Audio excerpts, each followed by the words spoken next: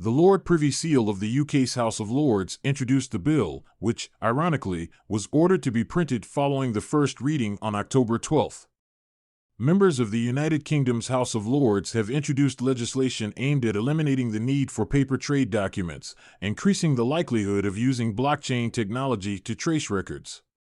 In an October 12 announcement, MP Michelle Donnellan and the UK Department for Digital, Culture, Media and Sport said the Electronic Trade Documents Bill had been introduced in Parliament.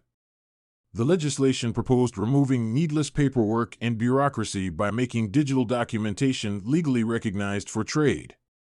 Electronic trade documents also increase security and compliance by making it easier to trace records, for instance, through the use of blockchain and distributed ledger technology, said the government, citing the World Economic Forum.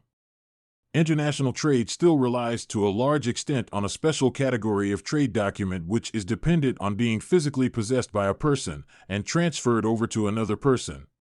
According to Donnellan and the Digital Department, the bill would reduce carbon emissions related to documentation by at least 10% and cut down on processing time. The UK has roughly 28.5 billion paper trade documents on a daily basis.